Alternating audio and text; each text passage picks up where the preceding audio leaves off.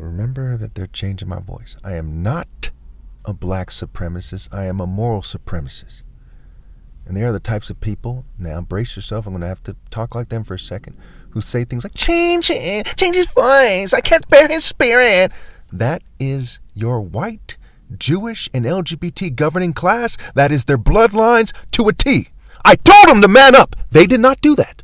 Instead, that's the response. They could lift 1,000 pounds, wouldn't change it. They could be able to throw a car over the moon, wouldn't change it. That's their spirit, period.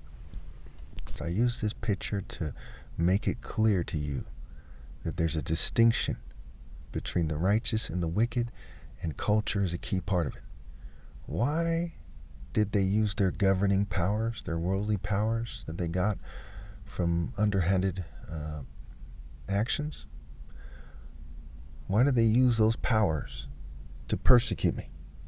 People are from different cultures, and all these cultures are in rebellion, right? They're stuck in their ways. They're going to be what they are, right? Skaters, nerds, jocks, you name it. Those groups do not believe in obeying God through me. So why persecute me for no reason? You see how that makes it crystal clear that everyone shouldn't be following them. And if you're me, if you're Christ, you shouldn't follow anyone else. I mean, it's crystal clear. But then there's that on top of that. They didn't have the basic decency and sense, the basic insight, the basic and most basic form of wisdom and beyond. You know, they didn't have these things, and it caused them to persecute me for no reason. Not just because I didn't do anything wrong, but because I'm not a threat to their insignificant worldly power. Their money can only get them a fair weather chick because of who they are. A female dumb enough to marry them and have their kids. Can only buy shallow things, TVs, and prolong their rotten and miserable state. There's nothing that they have that I want. But yet they owe me. And they're going to go to hell for what they've done. So would you rather be a rich, miserable, old white supremacist, Jewish supremacist, LGBT supremacist, globalist, nationalist, you name it, who's far too stupid to take Christ's side, who gives the orders with the rest of the people in his spirit and his committees to persecute me because you lack the basic sense to even be a decent citizen, much less a sound governing class person? Or would you rather be the most righteous person ever, who, maybe in my 40s, passes away and goes to God's right hand?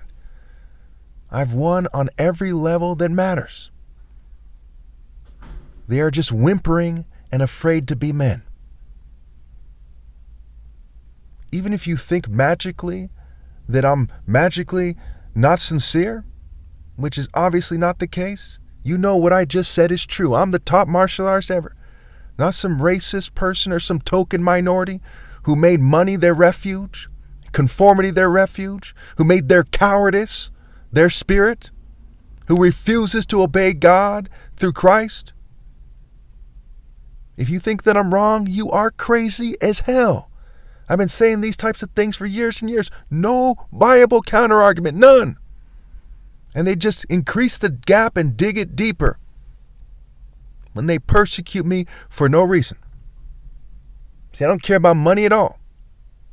But when they don't compensate me, know that the root of all evil has finished them off and their offspring to the fucking extreme.